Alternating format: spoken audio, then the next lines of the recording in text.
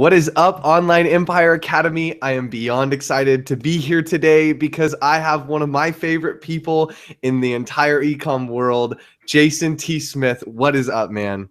What's happening, buddy? Merry Christmas. Ho, ho, ho, ho.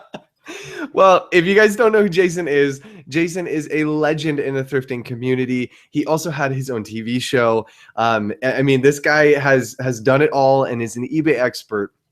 I wanted to bring him on the show to first tell a little bit about his story. And then second, this guy's a master at holiday and knows how to take advantage of this holiday season. And I wanted him to share all about the holiday and what's coming up next and what to be looking out for. So Jason, take it away. I want to hear your story. So my story from birth, or where would you like me to start? Your journey in ecom. How did you get started?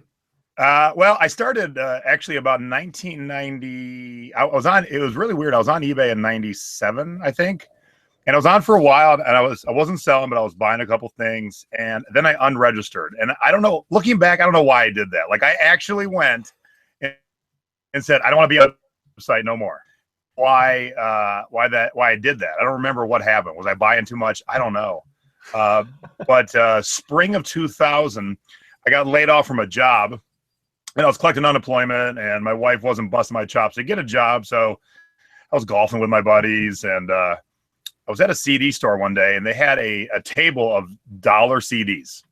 And I'm looking at them, I'm like, wow, these are worth more than $1. And half.com, if anybody knows half.com had just come into business. And you could sell, they were shooting for books, but anything media for no more than half of the retail. So obviously, if you had an $18 CD, you could sell for $9.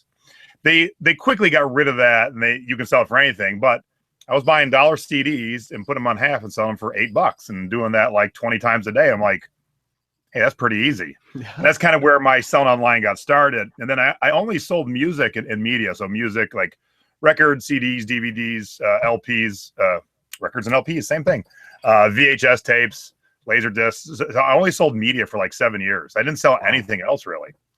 And then one day I'm just standing in a thrift store looking in the music section. Then I would typically leave, and I'm looking at this huge thrift store. And I remember where I was. I was here in Vegas at the Savers on Decatur. And I said, man, there's got to be more here than music to sell. I should go venture around.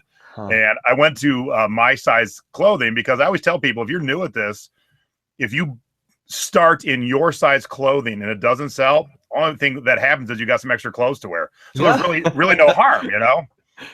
But speaking of, I was at the thrift store yesterday, and this is just a regular Rockaware sweater that somebody put 6 Christmas balls on and some bells and made it a Christmas sweater. And it's my size. So again, start in your size, because this is my new Christmas sweater. I love it. I love it. So anyway, so I just started selling, and selling was always a part-time thing. And then about 9 years ago, I got an infection in my arm and almost lost my arm. Was in the hospital for 5 days, had to have 2 surgeries. And took about a year of rehab to fix my arm. And that's when I realized, I'm like, I'm tired of working for other people. Huh. And I went to eBay full time. I was making just as much money on eBay that I was at a job that was actually backbreaking physical work. And just been doing that for 9 years now. And that turned into helping others and speaking and teaching, and it led to my TV show. So, and then here we are today. We're talking about Christmas. Wow. Dude, it's so cool. I got to hear his story at Ecom Chicago, and just really freaking cool. Like, to be able to start in media and then be at the point where you're at now, it really is inspirational. And if you guys aren't a part, tell everybody what your Facebook group is. So my Facebook group is called the Thrifting Board, and it's all aspects of online selling. It doesn't have to be just thrifting. You got a shipping question, you got a sourcing question, you got a customer service question, all easily helped. We have 5,300 members, and we just started this new group August. So we've gained 5,300 members in 3 months, and the whole theme is like you're on the surfboard, so the thrifting board. So, you know, the seas of e-commerce are kind of rough, and sometimes you need a helping hand. So I don't have admins. I have lifeguards, and I'm the head lifeguard. You can just call me Mitch. And those of you who watch Baywatch will understand that reference. I love it. And genuinely, guys, this is a resource I've used and has been absolutely amazing. We were talking about it the other day, and I really, really do recommend it for anybody. It's free to join. Yep. And it's super, super, super helpful, especially if you have an item you don't know what it is. Amazing. So Yeah. I want to add to that, if you don't mind, real quick. please. I found a Saudi Arabian flag in a thrift store the other day, but I didn't know what it was. It was written in whatever their language is. I, of course, couldn't read it, nor even have a clue what it was. I figured it would be somewhere from that part of the world, but I put it up in the group. And within 10 seconds, someone said it's a version of the Saudi Arabian flag. 30 seconds later, somebody said, you've got it upside down. And, and then I flipped it, took a fresh picture, and then somebody else said, oh, by the way, they're selling on eBay for like $7, so it's not worth your time. But it was that quick that I had all the information I needed. It's upside down, it's a Saudi Arabian flag, and it's not worth your time. Boom. On to the next thing. And can anybody use it? Like, is it exclusively for eBay, or are there people on there that are Amazon as well? No, there's Amazon. We have a lot of Etsy sellers, some Instagram sellers, some Craigslist sellers, and some people who don't even sell anymore. They just enjoy reading and learning. They have sold, they kind of retired, but they enjoy the camaraderie and they like to help. So if you have a niche and you're not selling, but like, man, ugly Christmas sweaters, come on in. Now's the time of year to help people. I love it. That's so cool. So yeah, guys, go. Do you know the exact address? It would be Facebook/group/thrifting. Hang on a minute. I'll tell you. It's right here. Yeah. Facebook/groups/the thrifting board. There you go. So that's where to find it. I'll be posting the links as well. Let's dig into it. This is what I'm excited about. Tell us how to conquer Christmas as a whole, how to conquer this holiday season. What are the things we need to be looking out for? I know a lot of people are focused on, selling a lot of stuff in Q4. And I know a lot of people probably who watch this are Amazon sellers. They've already fed the beast. They've set their stuff in Amazon. But let me tell you, there is good stuff in every thrift store that'll make you lots of money. And there's one I've been preaching about for years. I've told everybody, and I was wondering today as I was prepping for this, I'm like, has anyone ever, because I see people take the note down. I say, get your pen and paper, write this down. Has anyone ever taken my note and ran with it and found it? So I'm going to give it again. I've always freely given all my, Diet Coke works. I've freely given all my thrifting secrets. I don't really care. I don't care if there's nothing to buy, because what I know is there's always something to buy. There's always something to sell. People, I had people in my group who just said thank God my show's off the air because it was ruining the thrifting environment. I'm like, are you really saying that in my group? And they're like, oh, I was just kidding. And I'm like, well, it's hard to read humor online, but I've always freely given out everything. I don't really hold anything back. I was thinking about it today. I'm like, I don't think anything. I tell people where I shop. I'm going to tell you today where I shop to buy some of the stuff. That's always going to be there. So if you beat me to it, you beat me to it. But I'll always find something else. So the one that I've brought up 1,000 times, and like I said, I hope somebody's found it, is this CD right here. It is called the Time Life Treasury of Christmas, and this is the original 1987 version. And so why this is rare is they re-released this years later, and they cut out 2 songs. And that doesn't sound like much, but in the world of collectibles, people always want the original with the extra songs. So what you're looking for on the back, if I can get this to focus without too much glare, there is 45 songs, 22 on CDA, 23 on CDB, but that's what you're looking for. If it does not have 45, that's not the version you want. Now, I was in Amoeba Records in Hollywood 2 weeks ago, and I bought 7 copies at $9 a piece. I listed the first 2 last night, one on Amazon, one on eBay. They sold like that. eBay was 30, Amazon was 35. And this is one of those things where I think the CD might still be made, but not this version. This version will never, ever be made again. Collectors want the original. I don't care. It's 2015. You can download. You can steal anything off the internet. People still want this. Proven by, I listed them yesterday and I sold them last night. Oh my gosh. What's the name of that again? It is the Time Life Treasury of Christmas. You're looking for the version with 45 cuts on it. And it was from 1980 something? 87 was when this was released. 87. I'm taking notes, guys. Now, since we're on CDs along those lines, this has been out of print forever too. This is Tales of the Crypt. Have yourself a scary little Christmas with a crypt. Oh my gosh. And yes, it is as crazy as you could imagine. This has not been in print for many, many years, and it has not sold yet. I listed it last night, but it's going to bring me like 35, 40 bucks, and I bought it for 10. Oh my gosh. So that's another one you can always look for. Like this, now along those lines, and this is, people always go, hey, Jay, give me a list of CDs that are out of print. Well, here's a problem. CDs come in and out of print all the time, And, because if you think about the history of CDs from the 80s to now, I don't know the figure, but let's say there's been 10 million releases over that time. Probably more like 100 million. Yeah. They can't be producing 100 million titles all the time in the plants. So they produce, some go out of print for a while, then they see a demand or whatever. Something's just come back into print for no reason whatsoever. And here's a prime example. This was a CD called A Classic Cartoon Christmas. And then there was a Classic Cartoon Christmas 2. And this is the first one. And they had licensed the songs from the different Christmas specials. So like this one has Welcome Christmas from the Grinch, Rudolph the Red-Nosed Reindeer, We're a Couple of Misfits. So it grabs from the different childhood specials we had. This was out of print forever, and most stores didn't know it. And so when you'd pick it up for like $5, $6, $7, you could flip it for like $35, $40. Well, guess what? 2 years ago, it came back into print. So if you were sitting on a mountain of these, your $30 CD became a $4 CD. Oh. Now it's sitting about $8 right now, so I picked this one up for $3. I mean, it's not that big of a deal. Plus, actually, I think I sold one of my own, so I needed it back. But this is the key where I can't really give you a list, so to speak, because you're going to take that list to the store, and some things that came back into print, and you're like, that Jason Smith doesn't know what he's talking about. That son of a bitch. And then I have probably sold over 100,000 CDs in my career. Oh my gosh. And, because there was a point back in the heyday when, not a lot of us are doing it, and I was shipping 500 a month.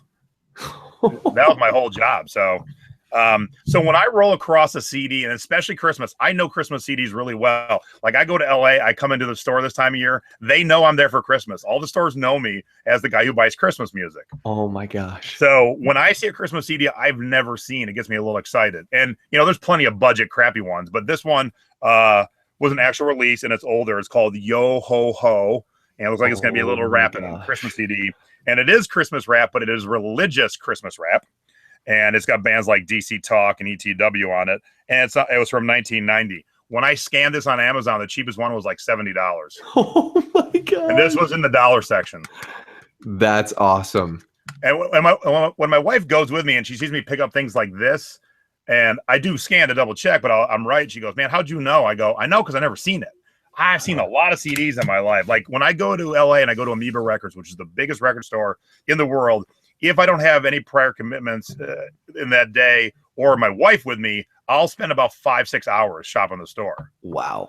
So in that 5 or 6 hours, how many CDs have I touched? 5,000, 6,000? Because I'm going through all these racks looking for the rare stuff. That is so cool. I've been so scared to get into the CD area because it's exactly what you're saying. The prints, there's so many different prints, and it's not like vinyl where it's not as easily accessible from my understanding to just understand which one's which. So I mean, if you have knowledge on that, I'd love to understand. Well, typically, if something gets reprinted or comes back into being printed, they're going to have a new UPC. So when you now it gets a little tricky. If you scan using the Amazon app, it'll show you the cheapest used one. When I saw $70 as the cheapest one, I'm like, oh, I'm golden. Now that could be leftover. Say they re-release this and the people still trying to get 70 didn't know it. Now there's a new barcode, and that could happen. That's happened to me, but it's a pretty good thing that if you're seeing high prices, just got a quick scan, you're good to go. Because also usually you're not paying a lot for a CD, especially if you're thrifting them, $1, $2, $3. Now, not Christmas, but I wanted to something I always want to share when I talk to any group or anybody is if you know what you're doing, do not be afraid to spend money to make money. I bought a soundtrack at Amoeba 2 weeks ago and I spent $25 on a CD, and I listed it Tuesday night, and it sold last night for $90. So I had a quick flip from 25 to 90. And CDs are super duper easy. If you've never sold a CD, all you need is a number 0 bubble mailer. Almost every CD weighs 4 ounces. Just slide it in. Check your weight, but 95% of CDs weigh 4 ounces. That's it. There ain't nothing else involved. it's one of the easiest things to buy and sell because there's no real packing involved. Have some fresh jewel cases if the jewel case that it's in is a little beat, but it's pretty easy. That's so good to know. So what are the other things that we should be looking out for coming in this Christmas season? So things that are going to be hot, and this is cool because I've had this for a couple years and I didn't sell it. The Muppets Christmas Carol. Now, when I'm talking about CDs that go in and out of print, the Muppet movie soundtrack, which came out in 80s, that soundtrack went out of print on CD right away. Must have been a licensing problem because it was out of print until 2012 or 13. Huh. And so when you found that soundtrack, it would sell for $100 every day of the week, every day. Oh my gosh. The Rainbow Connection was worth $100 if you saw the Muppet movie. And then one April, I saw, upcoming releases. August, the Muppet movie soundtrack. I'm like, oh shit, I got one left. So I got to go sell this one I got. And I popped it off for $100. And then a couple months later, it was now a brand new release for $14.99 or $12.99 or something. So the Muppets back on TV. They're kind of hot right now. This puzzle wasn't worth anything a couple Christmases ago. None have sold yet, but everyone's pricing theirs high. They're all on eBay for about $90 right now. Wow. I don't race to the bottom, but I don't feel it's a $90 puzzle. So I'm going to come in a little bit lower, probably snag the easiest sale and move on. So Muppets on TV. Anytime you're dealing with anything pop culture and they come back, it helps you because now the Muppets are good. They got picked up for the whole season. They're on every week.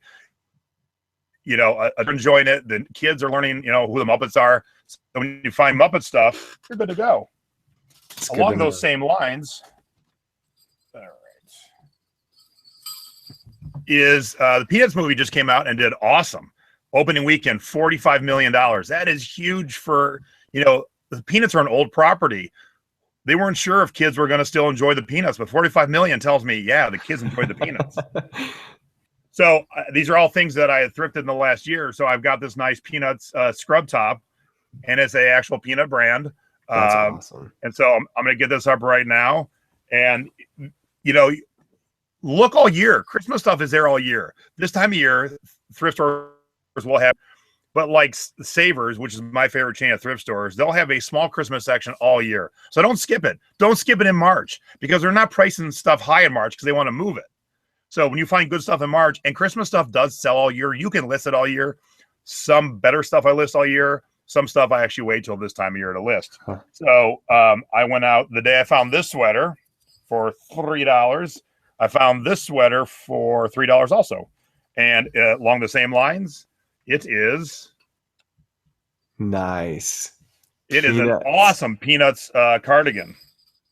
And again, on the Peanuts label, and for $3, man, you cannot go wrong with that. It was a good shape. And I'll get that up and get that listed. And man, now's the time. Like, these are the first things I'm gonna get listed because the Peanuts movie is out. It's hot. Kids are seeing it. Parents are seeing it. They're gonna want some Peanut stuff.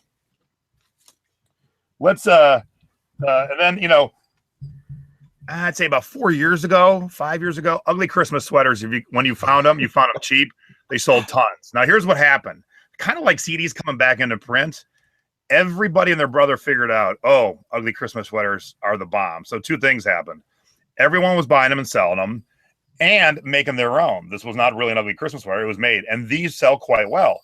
But the other problem was all these companies started making ugly Christmas sweaters. And the uglier, the better. And if you watch Shark Tank, the company called Tipsy Elves, yes, got a deal. And they went from doing like 300,000 to 10 million. And they're doing suits and it's crazy, but there's still money to be had. You have to be more diligent now than you did 5 years ago. 5 years ago, any sweater sold, anything.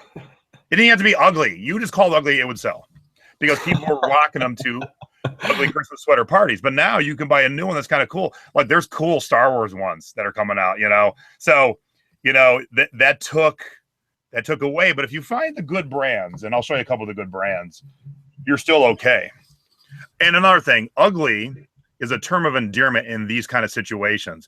I've had these discussions where people like, I would never use the word ugly. That's pretty. I'm like, no, that's ugly. But that's the vernacular of how we talk. We see these Christmas sweaters, pretty or not, they're just called ugly Christmas sweaters. Totally. And so it's not an insult. If you said, hey, Jason, you're ugly, that's an insult. Even though I know I'm not the most prettiest thing in the world, but that's all part of it. So this is a brand that all their stuff sells. They don't make just Christmas. They make a lot of stuff. It's a ladies brand called the Quacker Factory. Quacker Factory. Yeah, it's got 3 ducks on it, or 3 geese. And so this is a really nice sweater. I mean, really, wouldn't call it ugly.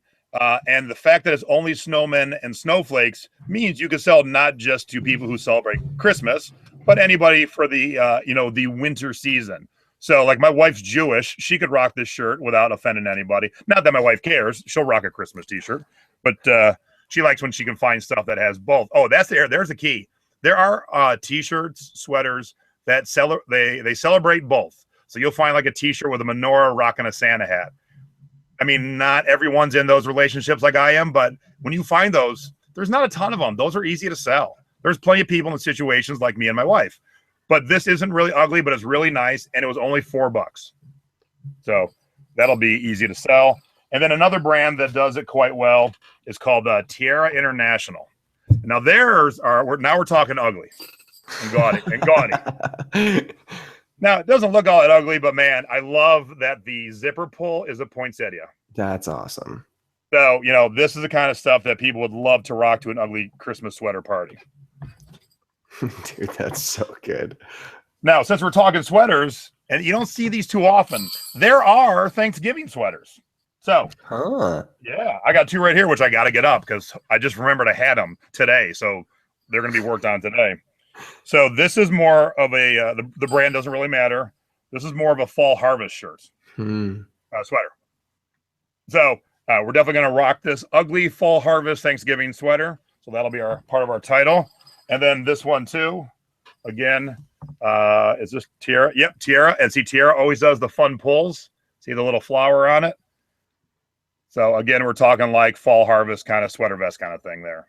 Very good. And, Thanksgiving, not a lot of stuff. Tons of Halloween stuff, tons of Christmas stuff. Thanksgiving, not a lot. So if you find some cool Thanksgiving pieces, get them up, get them sold because, there's not as much of a demand, but I think there's more of a demand than there is product when it comes to stuff like those 2 sweaters.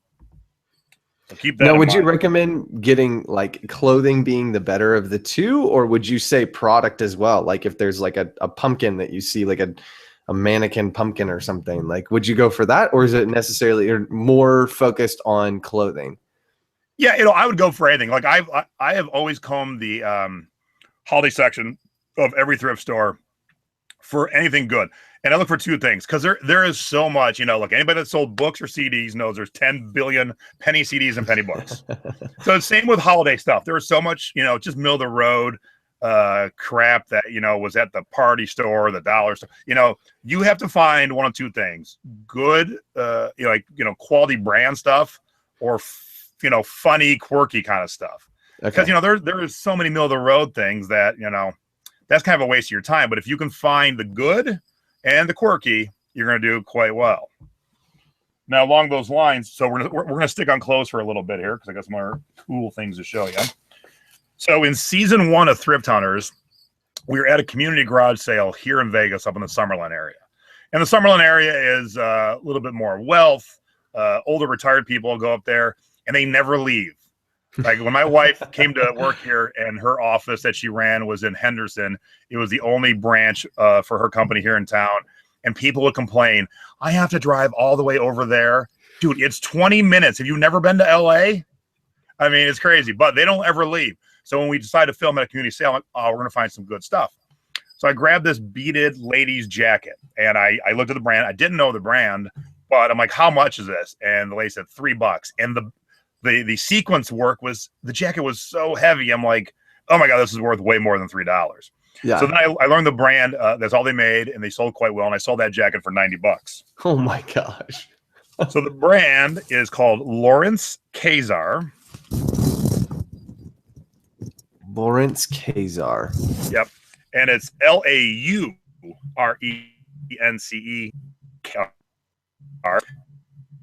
And this sucker is awesome. Oh, okay. Wow. Now that's all sequence right there. Yeah, that's the worst. So yeah, but you know what? Somebody's gonna rock this to a Christmas party, and they're gonna. And you know what's cool too is look at the bottom. It ain't straight across, baby. It comes to a point. That's a lot of extra work right there.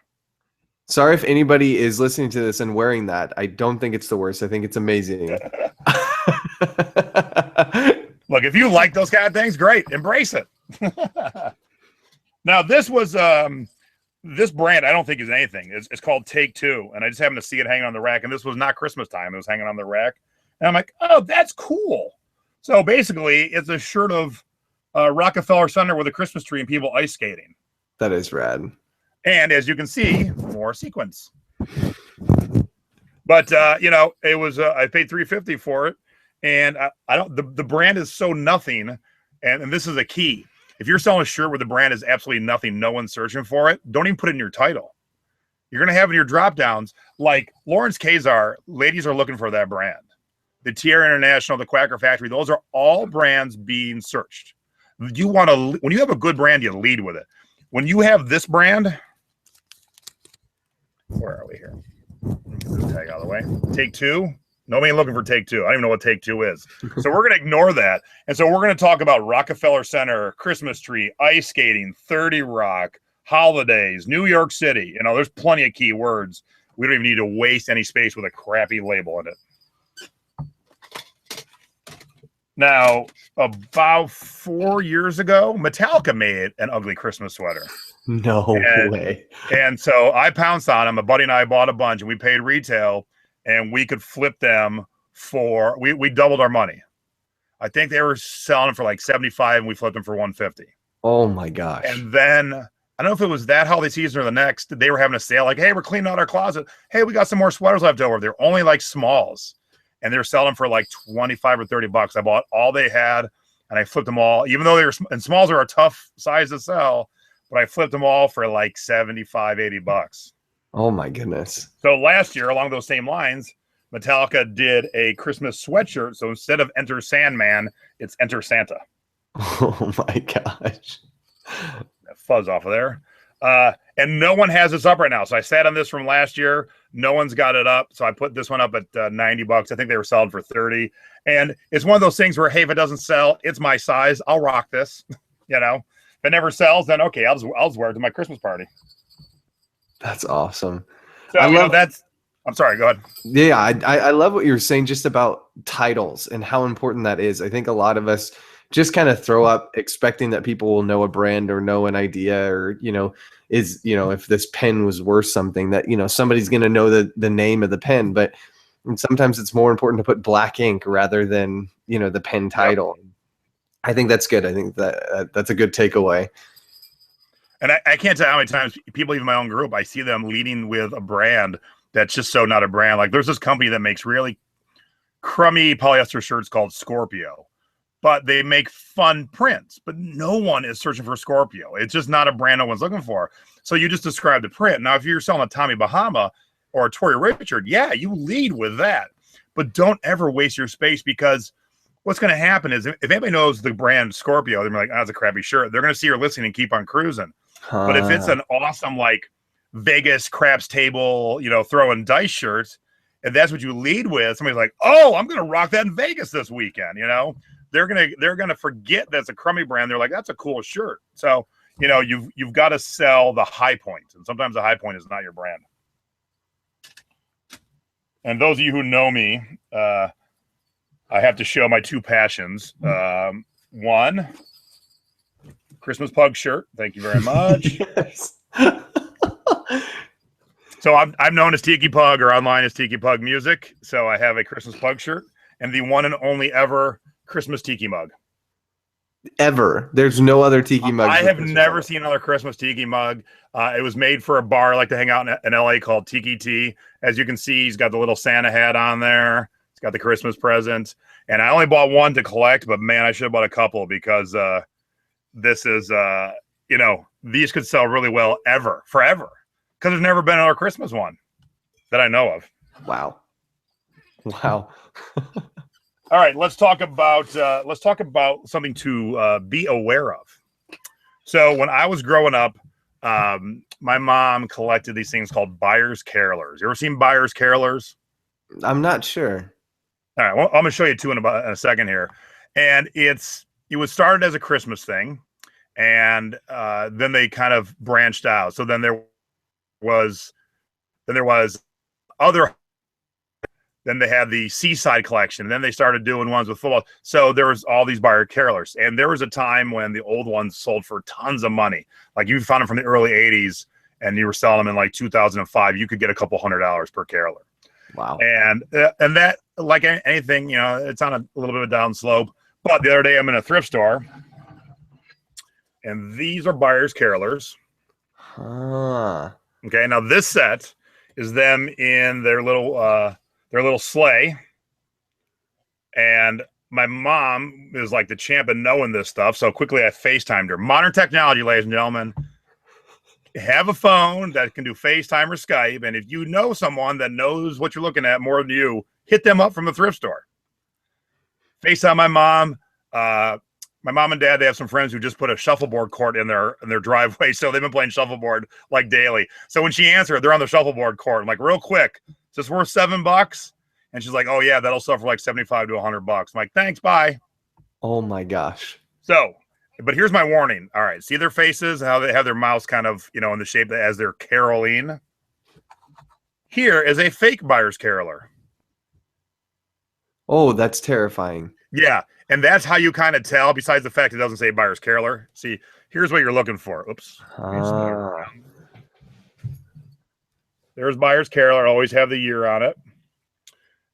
This will have nothing, but they built these to trick you. You know, there's a brand of clothing called Beverly Hills Polo Club. And boy, doesn't that sound exotic? Ooh, Beverly Hills Rich Polo. I know Polo. That's a great brand. Nope. It's one of the crappiest brands of clothing ever, but they're marketing geniuses because every time I teach a class and I send people off to buy clothes and then show me what they bought and why they bought it, someone always has a Beverly Hills Polo Club. They get mesmerized by words. Okay. So this company built these to kind of look like them, but yeah, they look almost like they're dead. Yeah, they're like gross. Where these look like they're actually, you know, sitting and singing. This lady looks almost dead. like she's from American Horror Story, the caroling edition. All right.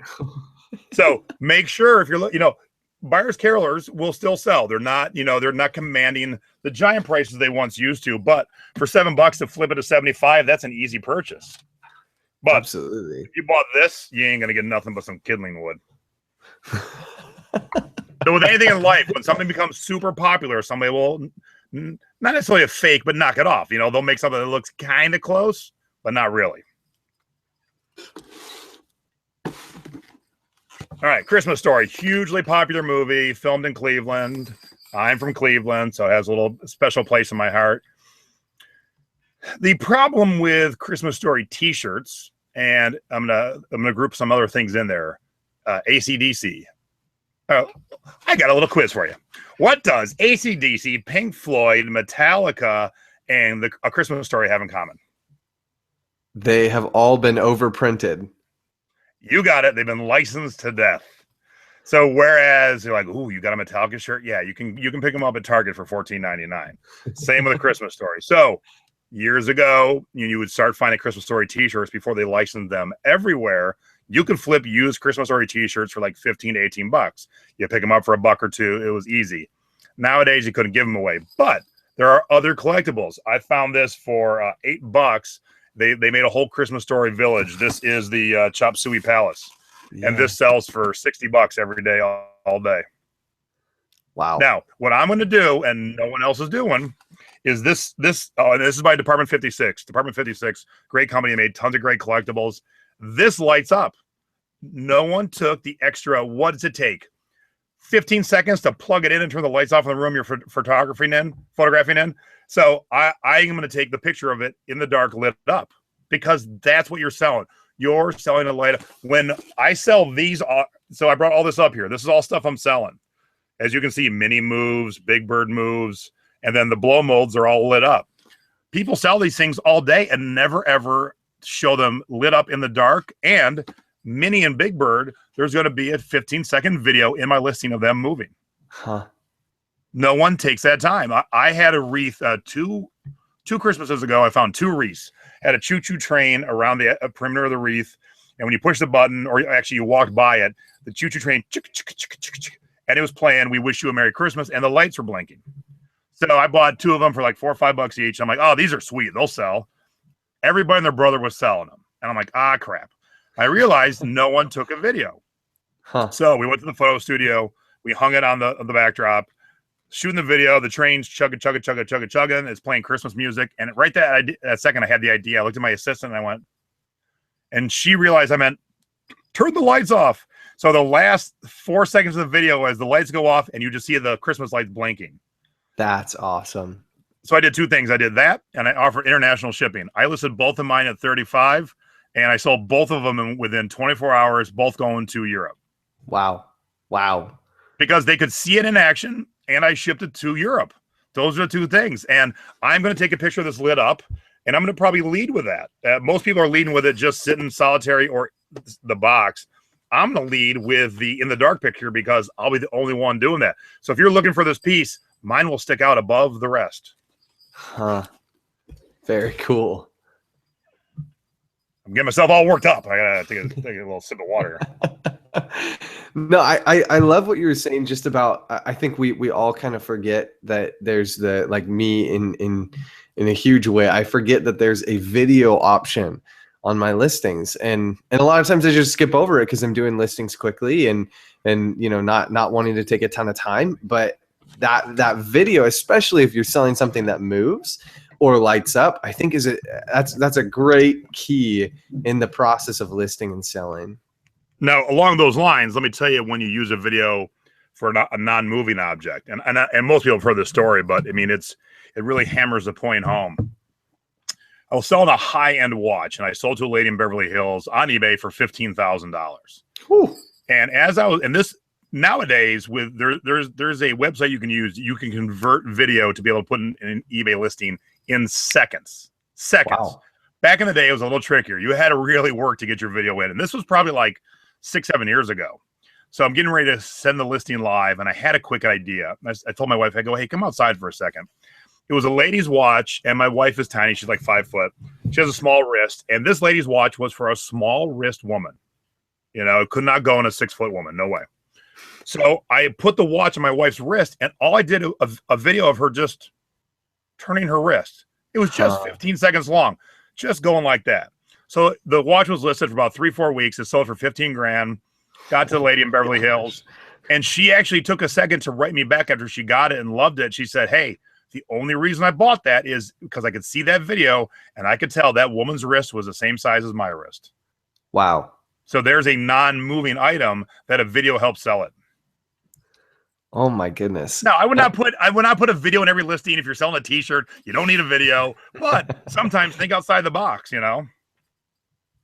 That's really good. And for those of you who are listening, I'm going to post the videos and the links to the videos because you're going to want to see all these items. You're going to want to look at what exactly he's talking about and know the difference between the, you know, the caroling dolls and which one is ghostly and not ghostly. So if you are listening, please go watch the video because it is incredibly, I mean, my sheet's already full with notes. So, and I have the video of the watch still on my YouTube channel. So I'll send you the link because, you know, I don't ever delete anything, but that one's always good to have because when I explain sometimes video can be used outside the norm, and had she never told me that, I never would have even thought about even sharing it ever again. But the fact that she came back on her own to say, hey, by the way, that's a good teaching tool. Totally. So is there, before we end, is there one item or one genre that you're really hitting hard this Christmas? You know, it's mostly this kind of stuff. I found a lot of it in the last year or two, and I last Christmas got away from me, and I get a chance to list a lot, but I got a good solid assistant right now, so he's going to take care of it. But all these are called blow molds, these old plastic light up Christmas things, and those do quite well. So you know, they're light, they're easy to ship, and obviously I'm going to be taking pictures of them in the dark because they're going to look so much better in the dark than they are in the light. So I'm hitting those, and then things that are popular. Peanuts is popular. The Muppets are popular. They're on TV right now. They're in the theaters right now. Obviously, Star Wars is going to be killing it coming up, and so even though I didn't, even though we're talking specifically about Christmas, I've got a bunch of vintage Star Wars toys. I'll be getting it up for those people to buy it for Christmas presents. Oh, and the one last thing, I want to point out why I have this Hot in Cleveland thing. So I got this, and it was from their Christmas episode. Now, the only pain in the butt, that sucker is big. It's not heavy, but now that everything's pretty much dimensional weight, that one's going to kind of screw me up. But it was a promo poster from the set of the show.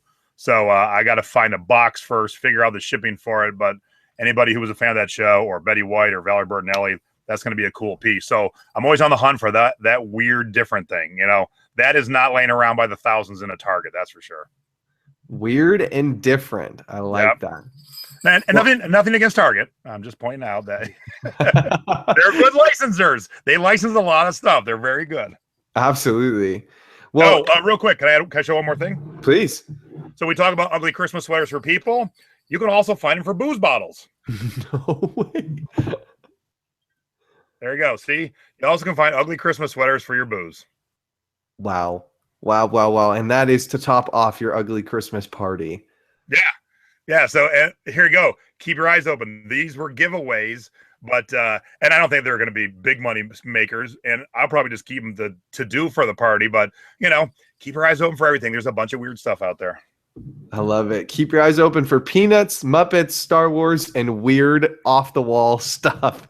So thank you so much for all the information. Again, my notes are a long list. And if you guys want my notes, please let me know. I'm happy to type them out and send them off to you.